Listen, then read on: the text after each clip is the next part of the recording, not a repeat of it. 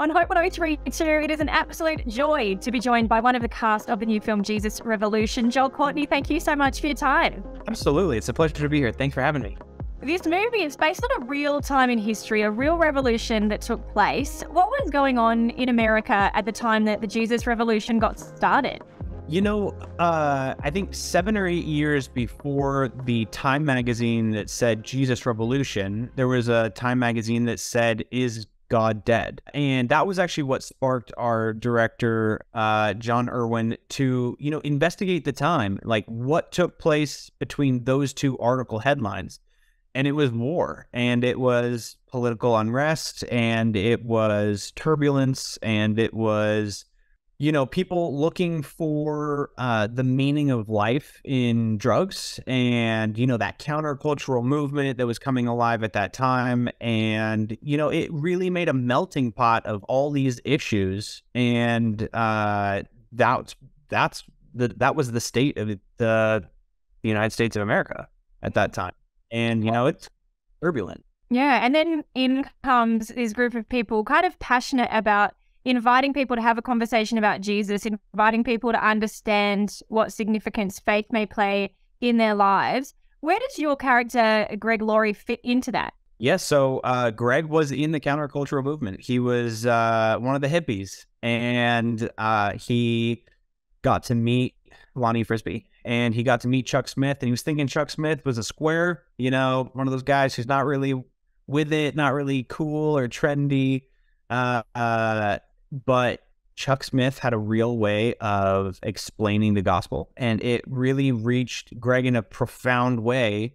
And Lonnie Frisbee was like an older brother to him, kind of. And he also had a way of influencing and speaking about it. And he also had the look, he was a hippie a bit as well. And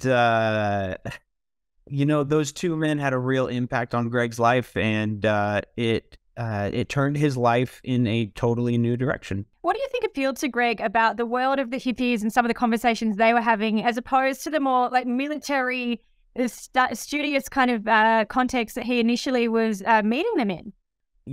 I think there's a desire to explore. I think there's a desire to seek after something that gives you meaning. I think it's kind of ingrained in humans.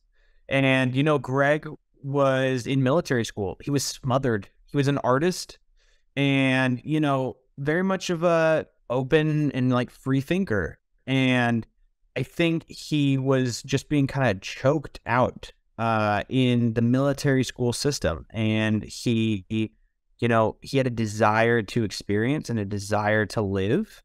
And I think what really drew his eye was the fun, the welcoming, the non-judgmental, also the drugs of the countercultural movement, the freeing of your mind. I think that kind of really spoke to him and had a lot of allure for him. And Chuck and Lonnie came along and said, we've been there, we've done that. And that's not where it's at. We need to have a conversation about the Bible, and that's where Greg found truth.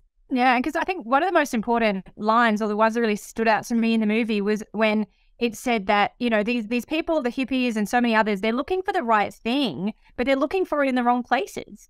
Absolutely. Yeah, and I think the film kind of highlights some of the dangers, I guess, of going down that road. But you're working alongside really great actors in this movie. And of course, the real Greg Laurie got to be on set with you at times as well. Did you learn anything from him about what it was like really being in the 70s, in the Jesus Revolution, as you're recreating it on screen? Absolutely, yes. Greg was super supportive of myself and the whole production. He was always available. He was only a phone call away. He pretty much gave me carte blanche with his phone number. He said, if there's anything you ever need, if there's anything you're ever curious about, feel free to text me and I'll get back to you. And we talked on the phone. He was on set a lot, like you said. And that was just so helpful because he lived this story. He knew Chuck, he knew Lonnie, Kathy, obviously, himself, obviously.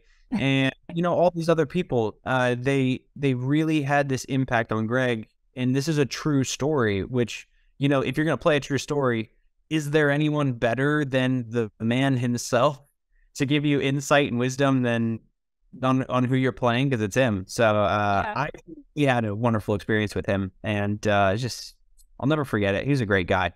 Yeah, so special. And Jonathan Roumie plays Lonnie Frisbee as well. I know that he's an actor whose process you really admire. What is it about the way that he works that you appreciate so much?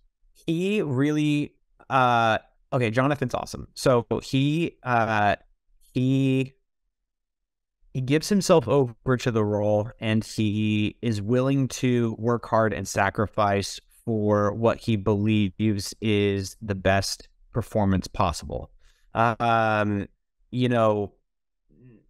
that he's unhealthy, but he really took on the physicality of Lonnie Frisbee. Lonnie was a very small, like framed guy. He was very narrow. And Jonathan went and, put in a lot of hard work, and he lost a lot of weight, and he really thinned himself down to feel the physicality of this role that he was taking on. I respect him so much. I mean, there were days where we were getting off a 14-hour day and we were going in the next day, but before we went to work, he was in the gym. Wow. I wasn't. So, I respect him so much. I loved getting to work with him. He's a true talent, and I mean, nothing short of an honor, truly. Yeah, so you'll just have to take roles, Joel, that don't need you to lose weight. I mean, maybe put on weight, because that's probably like a fun part, but nothing that makes you got to get any skinnier. Yeah, just no skinnier. No, I'd love to take on something like that. I think it would be a fun challenge, but I would definitely text him for nutritional because he killed it. Yeah, well, I mean, it's a different thing doing a role like this, being in this movie, compared to some of your previous things. Super 8, I think of The Kissing Booth as well. There's something so fun about those, and I've loved the roles that you've played in them. But what was it that made you want to come into the world of Jesus Revolution and tell this story? So one of the first things that I connected with when I read the script of Jesus Revolution was the faith aspect of it. That's just so appealing to me. As a Christian myself, I just have that desire to, spread the gospel. And it's so beautifully done. It's not like shoving the gospel down people's throats. It's not heavy-handed. Like you said, there's just really beautiful lines that make you think, people looking for all the right things, but in all the wrong places. Like, what are you looking for? Let's talk about like the gospel. Let's talk about, Jesus. And it's so soft. It's so gentle, but it's clear. I think it's so well done. And then on top of that, it's so fun to live in the 60s and 70s. I mean, we've got like the coolest outfits. You've got great cars, which unfortunately, something bad happens to some cars in this film. Oh man, it's just so cool. The sideburns, I really do like the sideburns was a trigger for me, for my character. As soon as the sideburns were on, I was deep in the 70s. Like this is the 70s for me. So I just, it's so cool being in that time period. And I've gotten to do it before, and it's always a joy going back to that time.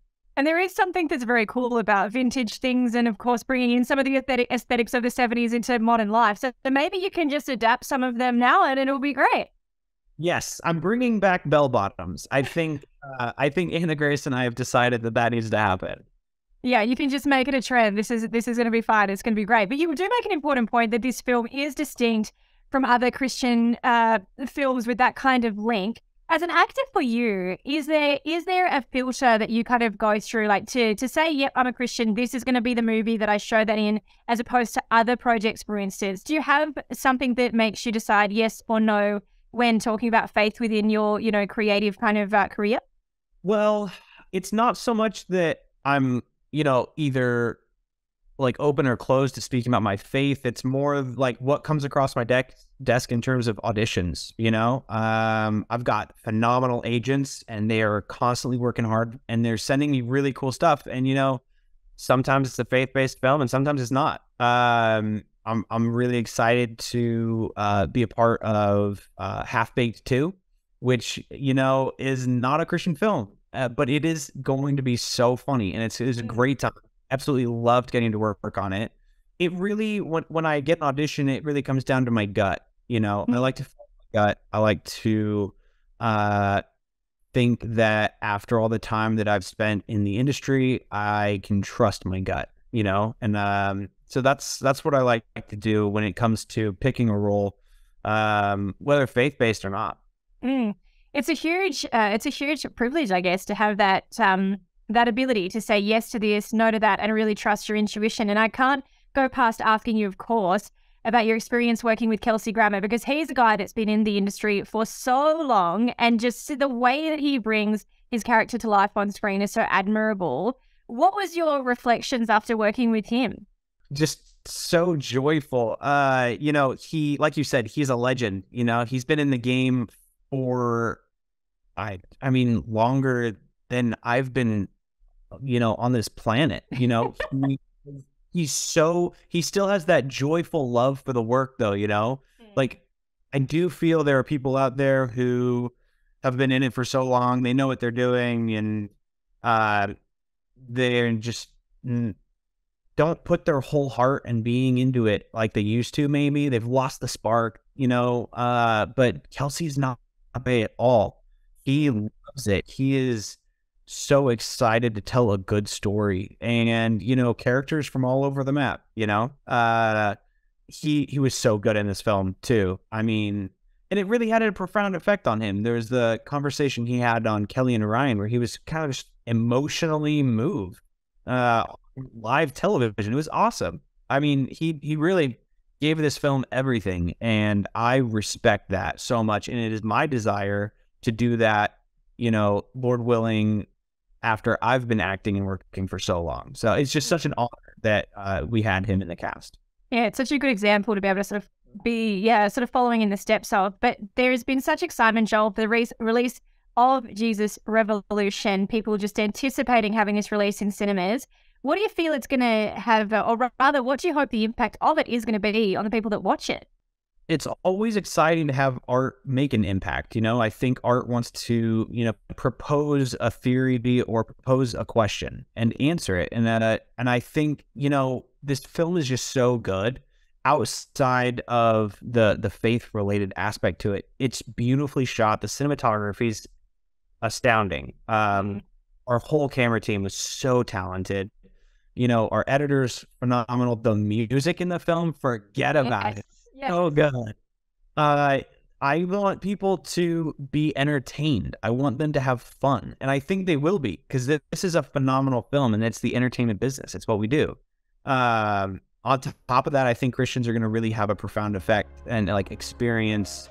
And I've seen people's experience be, life changing. I started, I've had comments of people on my Instagram saying, I started going to church again. I've apologized to people in my life that I realized I'm hurting, huge changes.